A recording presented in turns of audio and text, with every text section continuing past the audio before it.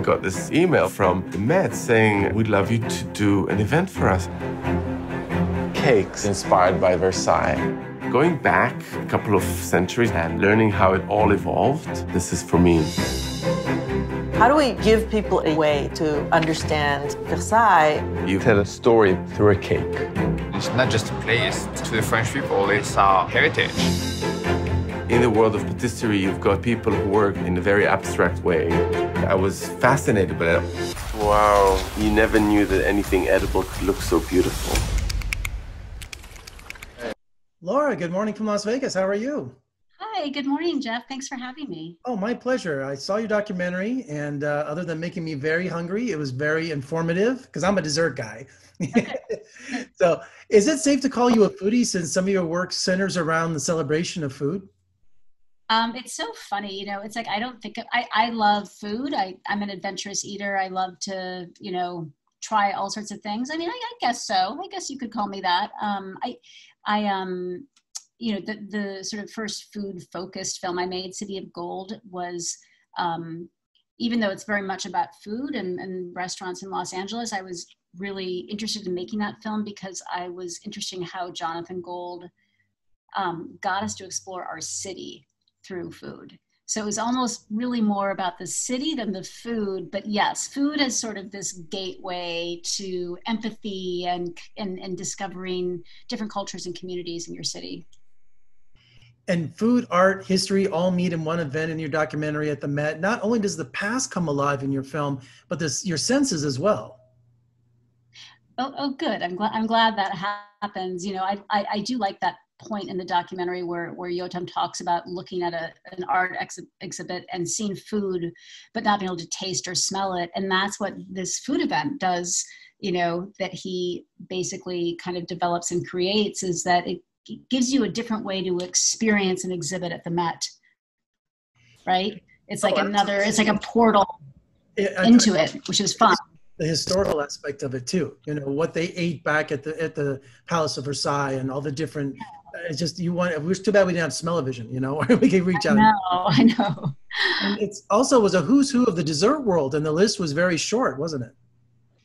It was, you know, I think that there was really only so much kind of room for a certain number of chefs there. And Yotam's idea behind selecting these chefs is that he wanted it to be international because the exhibit at the Met was called Visitors to Versailles.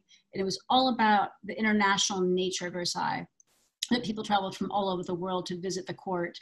And so fittingly, he chose, you know, 5 chefs from very different backgrounds, but also from very different sort of, you know, formal pastry backgrounds, you know, people who execute things very differently and play with technology in very different ways.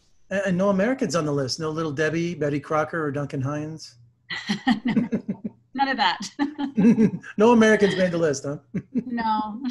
Although, you know, I mean, Dominique Ansel lives in New York City, and Guy Oliveira does as well, but yeah. And tell me about obtaining permission to shoot at Versailles and even at the Met for the event. Was there a lot of red tape, or did it come easy? You know, you can shoot at the Met, you can shoot at Versailles, you know, there are location fees to pay, and there are certainly hoops to jump through, for sure. And especially at the Met where, you know, our crew couldn't even really move around unless we had Met staff behind us. So there's always someone, for example, between me and a piece of art behind me. And if I backed up too much, I would feel a hand on my shoulder, you know, and then you can't move from a location to location in the Met without staff taking you there and guiding you there, of course. There's certain places where you can't film for security reasons, that kind of thing. But it was wonderful working with the Met. I mean, they were extremely helpful and wanted us to make the film. But you know. Well, they were freaking out that liquid was brought into the gallery, you know, and they were saying that is strictly for, and they were pouring gallons of it right in front of them. You could see the terror on the curator's face. Yeah. No, there were a few moments like that where some of our pastry chefs almost got in trouble, but it all worked out. And I wanted to ask you that if you consider food an art, is dessert the best part of the meal to express food as an art? That's such a good question. You know, I don't know. It's funny because I actually am more of a savory person than a sweet person, even though I love sweets, but that's more my thing. I mean, the interesting thing about pastry, which I really think is fascinating, I don't think I really fully understood before making this film, is just how much science, it's really science and art coming together, right? Much more so than savory food. And Yotam points out in the film that patisserie chefs have always been at the forefront of cooking, you know, because they are bringing in technology and science, you know, to, you know, turn substances into something else. And, you know, he has that line in the film where he says, you know, you put a chicken in the oven and it comes out a chicken, right? But you put a cake in the oven and it comes out something totally different. So I hope that answers your question. I mean, It did. yeah, no, I mean, that's the wonderful thing about food. I mean, there's so many different ways you can tell history through food. So I love that idea. Yeah. I mean, you know, it is this way that you can sort of access history, but through something that's very relatable, I find, and that everyone does. We all eat, you know, and we're all fascinated by where our food comes from these days, you know, and the stories behind food and recipes. So yeah, I agree. Well, I enjoyed your documentary, and I'm gonna go have lunch now because I've been waiting all morning. Could you just?